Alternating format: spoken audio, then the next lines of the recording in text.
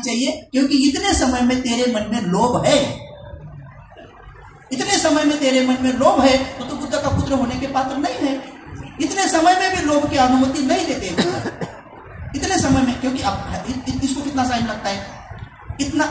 2-4 second, तो 2-4 second में भी बुद्ध के पुत्रों को ये दूसरा सीख, अभी पांचों की सीख में एक एक तुमको सिखाता हूँ, अभी समय नहीं है अच्छा समझाने का,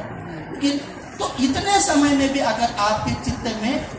लोभ आता है तो दुकट का दोष लग जाता है।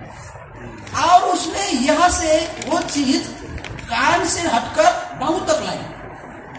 बाहु तक लाने तक उसके मन में था कि ये मैं चुरा लूं या ले लूं,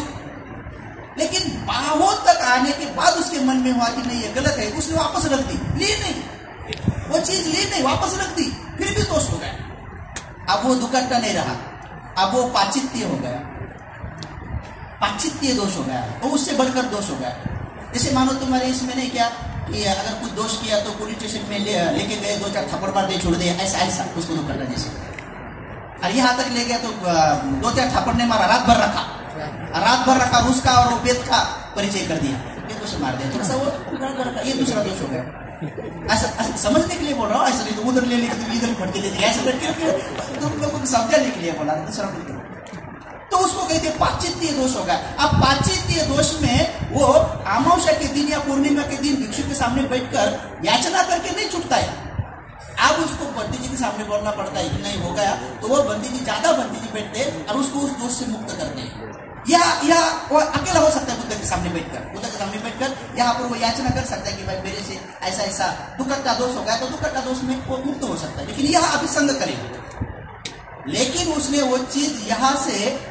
कान तक, बाहु तक, यहां तक नहीं, उसने अपने घुटने तक लाई, फिर भी उसके मन में लोभ है,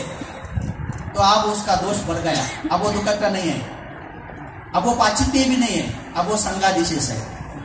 अब संघ कहेगा कि इसको चिवर निकालना है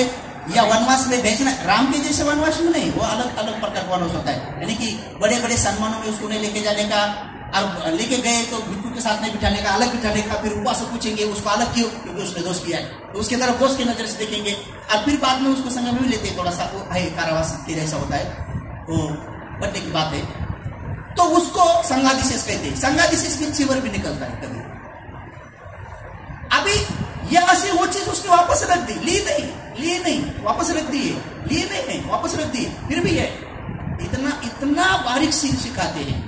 इतना बारीक सीन सिखाते हैं। और फिर उसने यहां से वो चीज अपने कान तक लाई, बाहु तक लाई, यहां तक घुटने तक लाई, वो चीज उसने बाजू में रख दी, बाजू में रख दी, और 5 मिनट का समय तक उसने बाजू में रख दी। उसके बाद अगर उसने वापस भी रख दी, फिर भी चोरी हो गई। अब उसको चिवर निकालना है, वो चिवर में नहीं रख सकता है, उसकी चोरी हो गया। तुम्हारे लैंग्वेज में उसके भारतीय संविधान में बाबा साहब ने जो दूसरे सील तोड़ने के बाद कलम है